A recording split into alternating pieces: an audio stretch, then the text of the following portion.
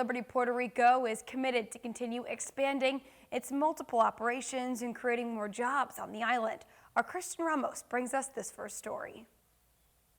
After acquiring AT&T's operation here in Puerto Rico, Liberty Puerto Rico continued growing its business segments, including their commercial clients, and now has more than 2,000 employees. Liberty Business started around 9 years ago, and we have been growing at a really fast pace over the last 9 years. And as you know, Liberty has the history of acquiring several companies in the island and growing by acquisitions, and AT&T is our latest step. For us, it's an opportunity to grow. It's the unification of two very strong fiber networks in Puerto Rico. In total, we're reaching around 155-ish thousand customers. Obviously, a large piece of this is in the wireless, in the mobility world. In the fixed side of the business, we're touching a little over 20,000 in the fixed network, and around 130,000 on the mobility side. Due to this integration, we are hiring more people, more than 100 vacancies we currently have, and also we have hired over 160 employees already this year. So yes, we're hiring, we're retaining, we're growing, and this has been an evolution ever since. Culture is our foundation. I mean, culture is the center of everything. We care and we live by our principles, not only ourselves but also our employees. Part of our principles are being honest, respect. We empower them. They're innovate. So that's core for us to continue growing, and that has been part of our key success ever since. With the acquisition that is expected to be completed before the end of the year, Liberty became the biggest telecommunication company here in Puerto Rico. Reporting from San Juan, Puerto Rico, Christian Ramos. All right, thanks, Christian. In the meantime, Pfizer and BioNTech said Thursday they are seeking FDA emergency use authorization from their COVID vaccine for children ages 5 to 11. Now, if authorized, this would be the first COVID vaccine for younger children. Currently, the Pfizer-BioNTech vaccine is approved for people ages 16 and older and has emergency use authorization for people ages 12 to 15. Now, last month, Pfizer released details of a phase 2 out of 3 trial that showed its COVID vaccine was safe and generated a, quote, robust antibody response in children ages 5 to 11. The trial included over 2,000 participants ages 5 to 11 and used a 2-dose regimen of the vaccine administered 21 days apart. This trial used a 10 microgram dose, which is smaller than its 30 microgram dose that has been used for those 12 and older. FDA officials say that once vaccine data for younger children was submitted, the agency could authorize a vaccine for younger children in just a matter of weeks, not months, but it would depend on the timing and, of course, quality of the data provided. And meantime, the government of Grenada has relaxed curfew hours, among other COVID-related restrictions, for the next 2 weeks. Prime Minister Dr. Keith Mitchell says the government's measures over the past weeks to stem the spread of COVID-19 appears to have been somewhat of a success.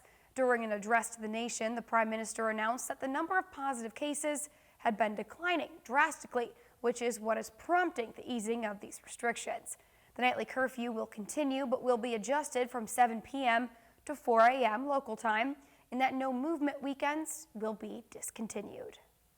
Health experts have continuously indicated that we must learn to live with COVID-19.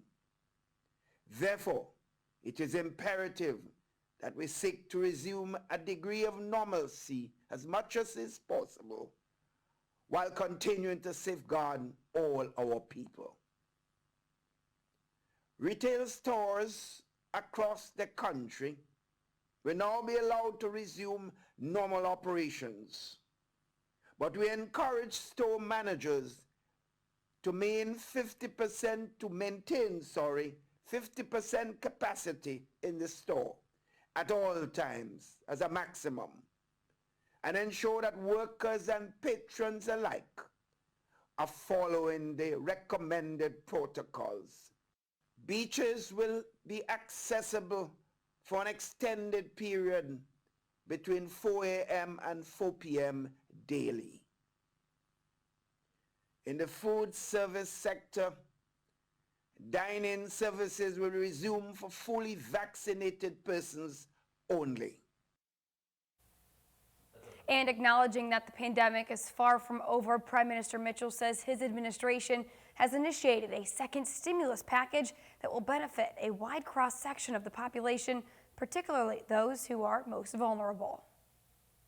Already, the COVID-19 Economic Support Stimulus Secretariat at the Ministry of Finance has processed more than 1,500 applications with more than 500 approvals up to date.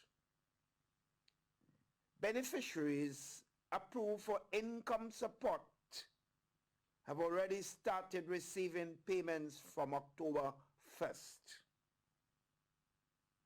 Those approved under SEED will receive their first payments on October 15th.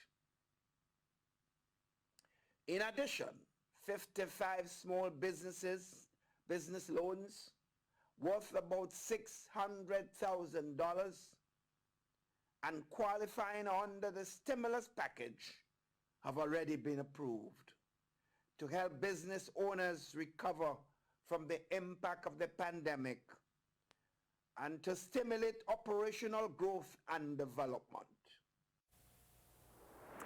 And the CDC has added another Caribbean cruise destination to its list of places it advises against travel. The list that already had several nations across the Caribbean now has Barbados on it too. The CDC advises avoiding all travel to Barbados as the island nation has been added back on its level 4 travel advisory list.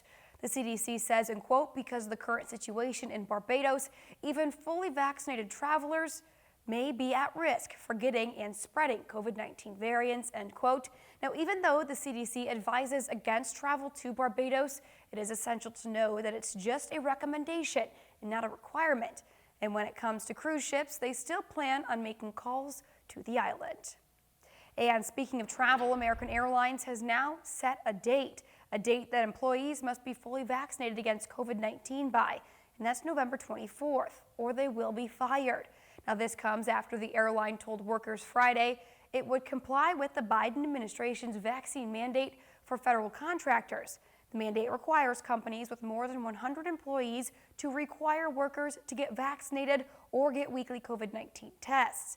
Southwest Airlines said Monday it would comply with the mandate. United Airlines issued its own mandate for workers that went into effect last week. Delta is now the last of the major U.S. airlines not to implement a mandate.